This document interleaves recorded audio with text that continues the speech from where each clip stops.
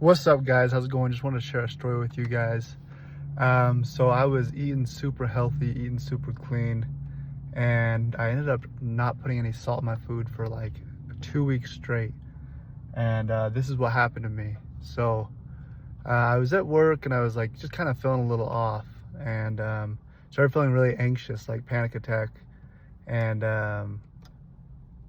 yeah, I just didn't have any salt in my blood, and so this is called hyponatremia, right? Where you don't have a lot of sodium in your blood. Normal levels are about 135 to 145.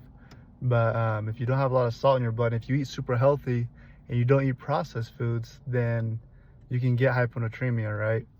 And I definitely learned the hard way, but I started feeling like I was going to pass out. The reason is because when you don't have any salt, your salt basically regulates your blood pressure, right? So your kidneys release salt if you want, if you want your blood pressure to go up, which would be hypertension, or if you want your blood pressure to go down, it would be hypotension, right? And that's when the kidneys just don't have enough salt to send out into the blood to keep that blood pressure in track. And so I started feeling like I was gonna pass out, and luckily I had just like some salt and stuff, and I ate some of that with some water, and definitely helped.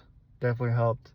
Started instantly feeling better, basically. And so basically, what I'm trying to get at is if you eat super healthy and you're not eating processed foods, because obviously processed food has a ton of salt in it, and so if you are eating a bunch of junk food, processed food, you don't really have to worry about your salt consumption because you're getting enough. But if you are eating super healthy and you start feeling really anxious, if you start feeling like having a panic attack, like really low blood pressure, like you're gonna pass out, basically like orthostatic hypotension is just basically feeling like dizzy, like you're gonna pass out.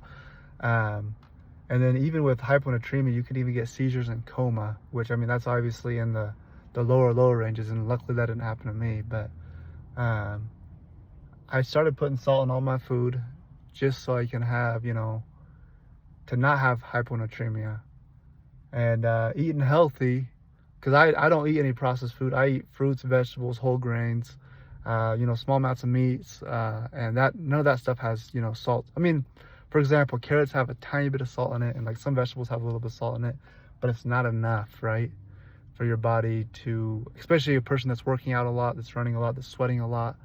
It's just not enough, right? And so when you start feeling that anxiousness, if you start feeling like you're gonna pass out, and you're doing everything right, you're eating healthy, um, if you're feeling orthostatic hypotension, which is basically feeling like you're gonna pass out, if you're feeling shaky, if you start having muscle spasms, these are all signs of hyponatremia, right? And I've had to learn it the hard way, because I was eating so healthy for these last I've been eating so healthy for these last 2 months, and just didn't have enough salt in my blood, and I started feeling really sick one day. Started feeling like I had a panic attack, and I just felt like something was super off the whole day. I just couldn't focus, and these are all signs of hyponatremia, right? So what I'm trying to get at is if you eat really healthy, you eat really clean, you need to put salt in your food. And I'm not saying dump salt in your food, because that would destroy your kidneys, and it would cause hypertension, right?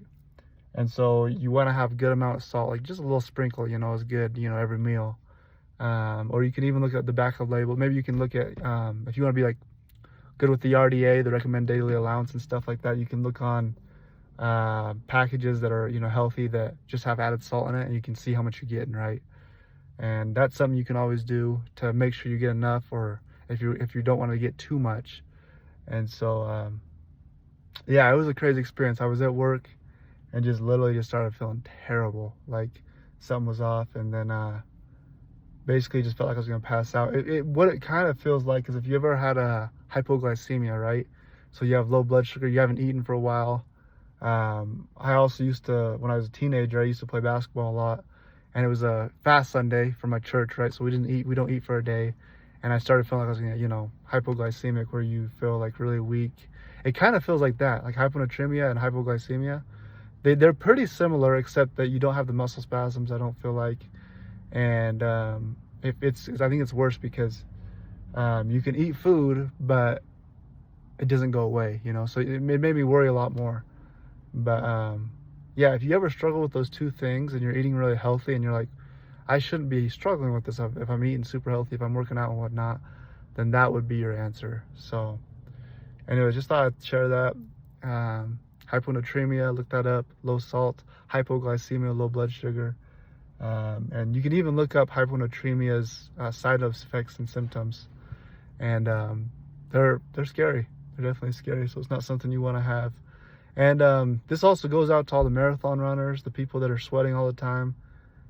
You need to get your salt intake if you're sweating extra, if you're doing extra activity and whatnot.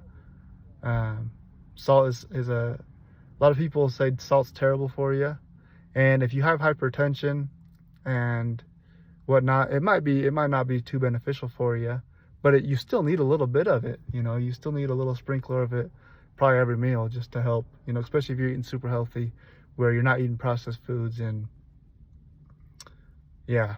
So anyways, I thought I'd share that with you guys. Like, subscribe if you want to hear more, tips to be healthier and whatnot. So thanks.